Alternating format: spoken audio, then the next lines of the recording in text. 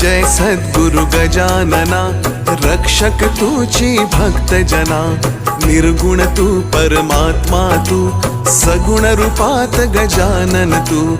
सदेह तू परिविदेह तू, देह असून देहातीत तू। माघवद्य सप्तमी दिनी, शेगावात प्रगटोनी।